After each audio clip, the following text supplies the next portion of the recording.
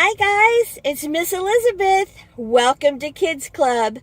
You are not going to believe where I am at. I am on a little field trip at Midwest Aquarium. And we're going to go inside and we're going to meet Miss Sherry, and she's getting ready to feed the fish. So she's going to tell us all about freshwater fish, saltwater fish, and what we need to do if we want to have our own aquarium. So, are you ready? Let's go. Hi, I'm Sherry. I'm working at Midwest Aquarium and Pond. We are a fish store. However, we are planning on expanding into an aquarium. We're getting ready to feed all the fish. And we have two types of fish. We have freshwater and we have saltwater, so everybody gets a different diet. We're going to start off with some flake food. I also have some bloodworms, and I also have some brine shrimp.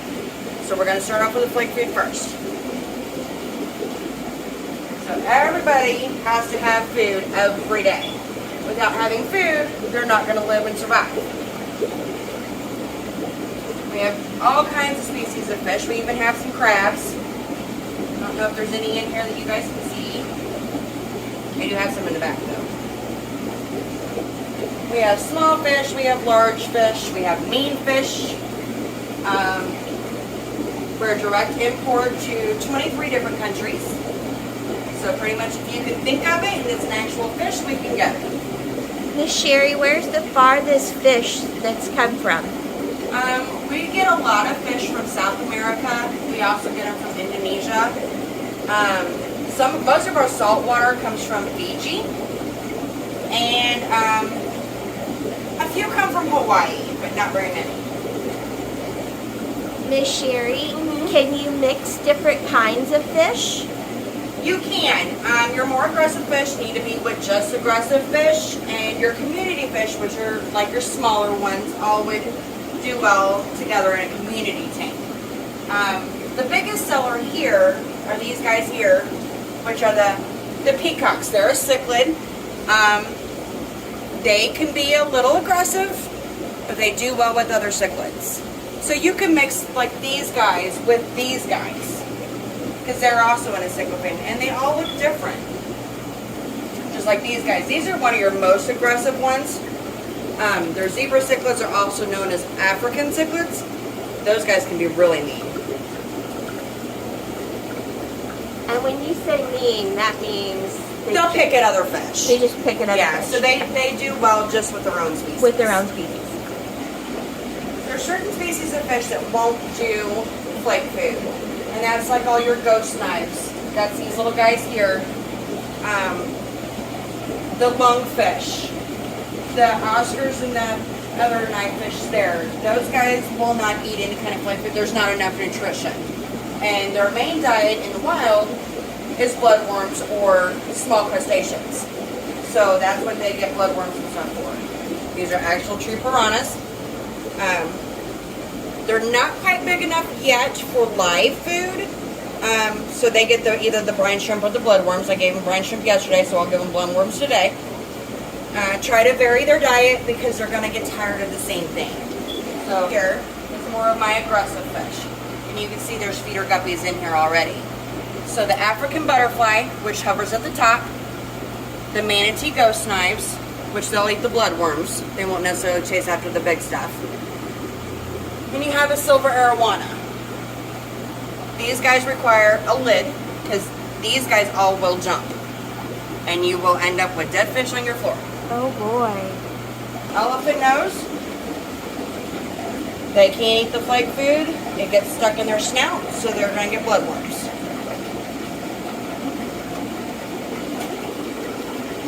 Oscars again are like a more meatier diet.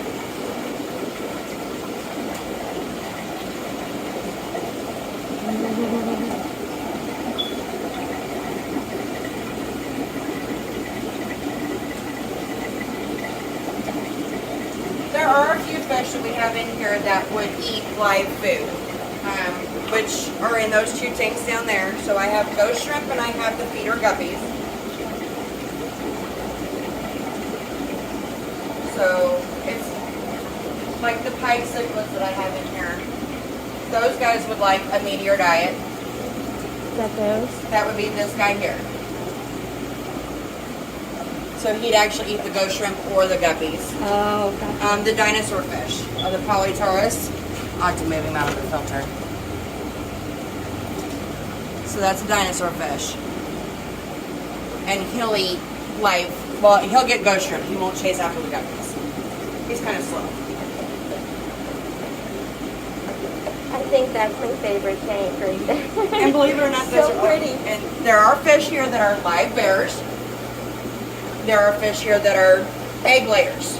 Oh. So, your mollies, your platies, your guppies are all live bears. They'll give live birth.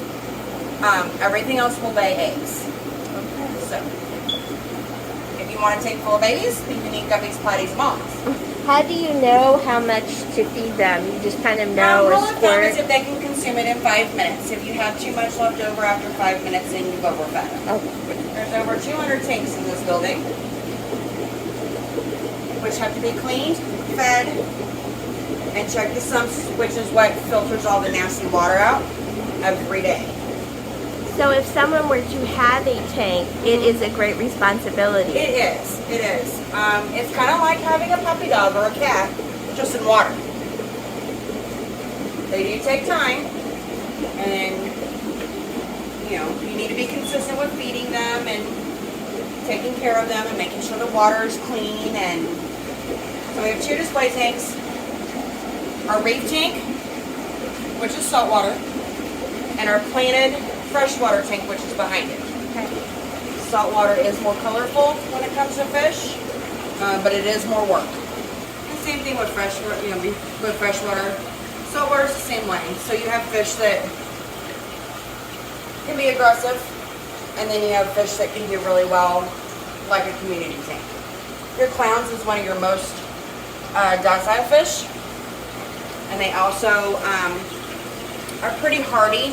So like if you're getting ready to start up a saltwater tank, those guys would be the first one I would suggest you put into a saltwater tank. It looks like you have Nemo and Dory in one tank. Yeah.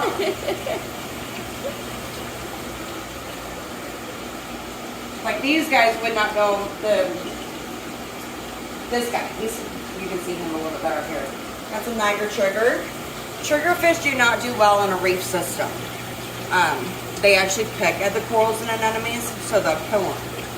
So they would do best in a fish-only tank that had, you could do live rock, you could even do fake rock.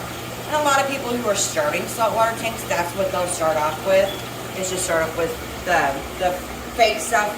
Only because starting up a saltwater tank is so much more expensive than doing a freshwater.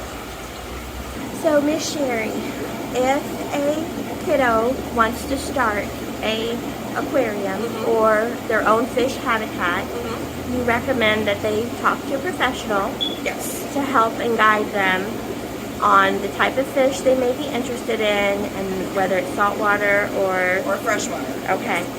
Tank size is a big thing, so they definitely need to do their research on what they want to go with, because that's going to determine what tank size they need to start with. A lot of the fish we have in here are juveniles, so they're small. They're going to grow. A lot of them, your community fish stay small, so you can get away with a 20-gallon tank and be okay. Your larger fish are going to require something a lot bigger. Okay, so freshwater do require air. As we're saltwater, not necessarily air, but a lot of water flow. That is a big difference between freshwater and saltwater. So your freshwater has to have some kind of bubbles to put oxygen in the water, as where freshwater or saltwater just needs to have a massive amount of water flow like what the ocean is. My goodness, boys and girls, we have gotten a lot of information from Miss Sherry. Filtration is a big thing for both fresh and saltwater. So this is kind of a 2-for-1 deal. You get the sponge filter and you get the oxygen all in one for a freshwater tank. As where with saltwater, that big white thing over there is my skimmer that takes all the poo out of the water from all the saltwater fish. Got it. So, which is important. It is. They would have to do that, right? Yeah. Okay. Wow. Thank you, Miss Sherry. You're welcome.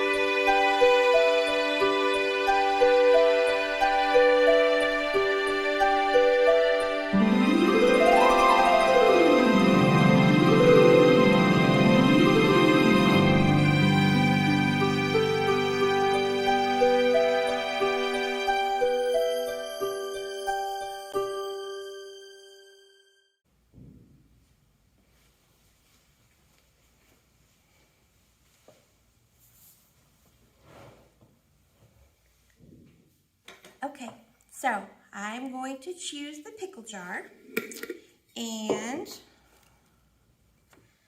here is my take and make that I picked up at the library, and I'm going to use everything in my aquarium. So I'm going to start with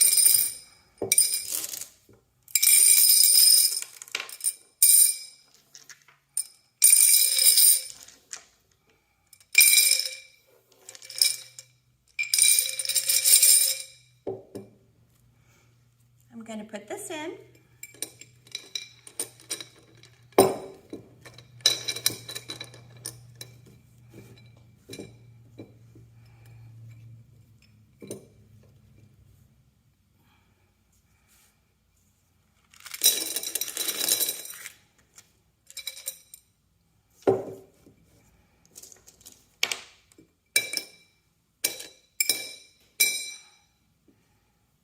So there's my aquarium.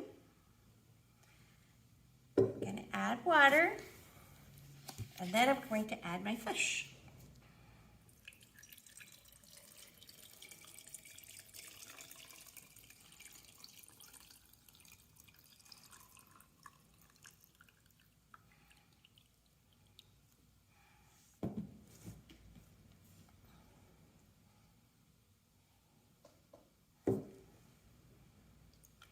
I had one button that floated.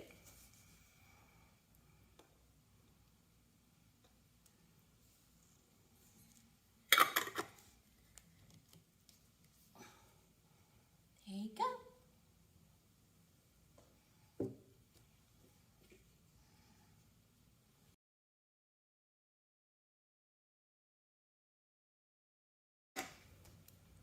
I hope you enjoyed Kids Club today. I enjoyed being with you guys.